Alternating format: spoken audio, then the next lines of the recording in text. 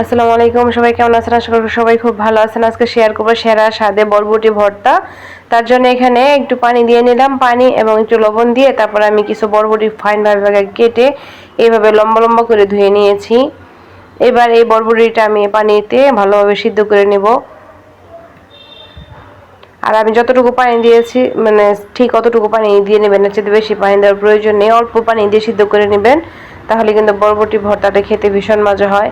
আর কালকে আমি অনেকগুলো আইটেম রান্না করেছি, সমস্ত আইটেমের চাইতে আমার সবচেয়ে বেস্ট লেগেছিল আজকের এই বরবটি ভর্তাটা। আর এই বরবটি ভর্তাটা এইভাবে করলে কিন্তু ভীষণ মজা হয়, বাসায় অবশ্যই ট্রাই করে দেখবেন। মানে আজকের এই বরবটি ভর্তাটা স্পেশালভাবে করেছি, খুবই মজা হয়েছিল। আর দেখতে পাচ্ছেন আমি কিন্তু একদম পানি শুকিয়ে নিয়েছি।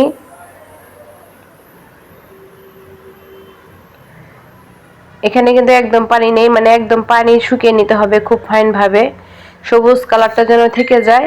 আর হচ্ছে পানিটাও যেন একদম ফাইন ভাবে শুকানো হয়ে যায়, মানে শুকিয়ে যায়।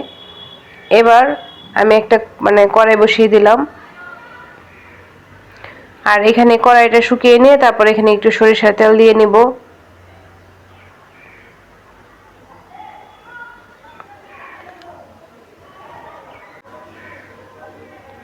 আমি একটু সরষের তেল দিয়ে নিলাম।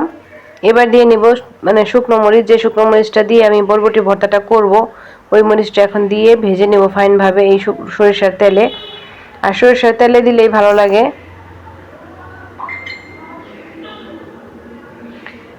শুকনো মরিচগুলো ভালোভাবে ভেজে নিতে হবে আগে।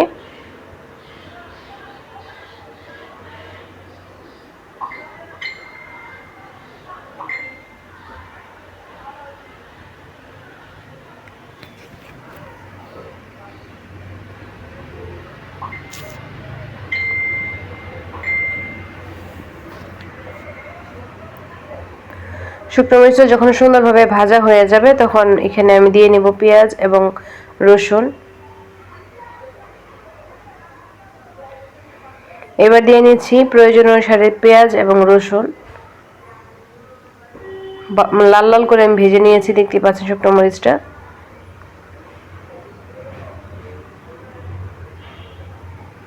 এবার পেঁয়াজ রসুনটাও আমি খুব ফাইন ভাবে এখানে ভেজে নিব। পেঁয়াজ এবং রসুনটা আমি এখন লাল লাল করে ভেজে নিব। আর পেঁয়াজ রসুনটা ভাজাটা ভালো হলে তাহলে কিন্তু ভর্তাটা খেতে ভীষণ মজা হয়।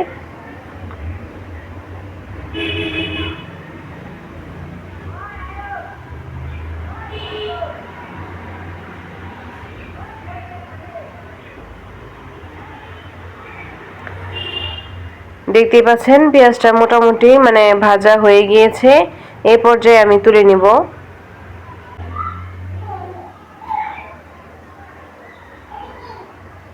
এবার যে বরবটি আমি রেখেছিলাম বাটিতে, ওই বাটিতে এটা তুলে নিচ্ছি।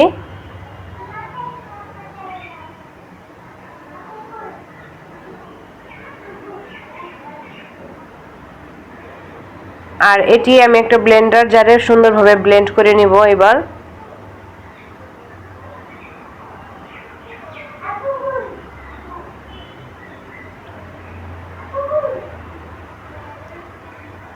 এবার দেখতে পাচ্ছেন ব্লেন্ডার জারে আমি নিয়ে নিয়েছি এবং ব্লেন্ড করে নিয়ে আসলাম।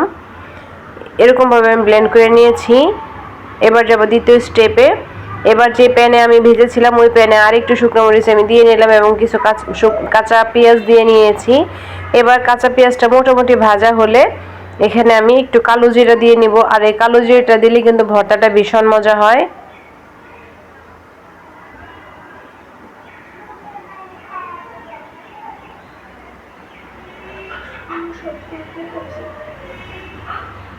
এবার যে ভর্তাটা ছিল মোটামুটি কালো জিরাটা ভাজা হলে আগে থেকে ব্লেন্ড করা যে ভর্তাটা ছিল সেটা এখন দিয়ে নিব। দিয়ে এটা উল্টে পাল্টা করে ফাইন ভাবে নাড়াচাড়া দিয়ে নিব।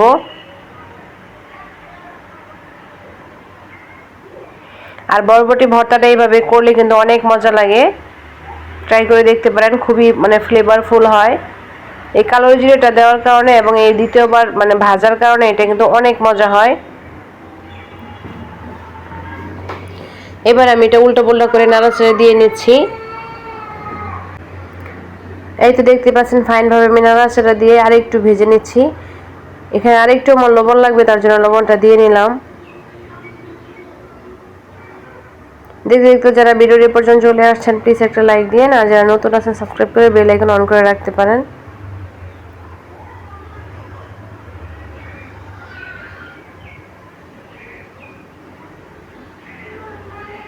এটা যখন এরকম ভাজা ভাজা হয়ে আসবে তখন এটা নামিয়ে ফেলবো।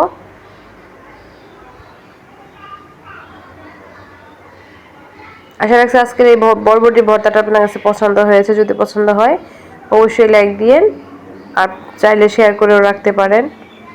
আর এরকম মজা করে বরবটি ভর্তাটা করে খাবেন। এবার একটা বাটিতে আমি তুলে নিব ফাইন ভাবে এটি।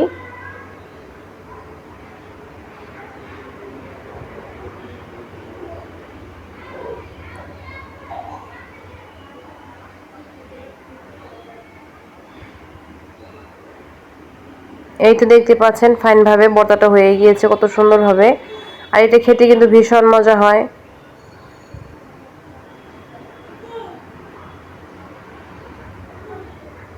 খুবই মজার একটা ভর্তার রেসিপি এটি।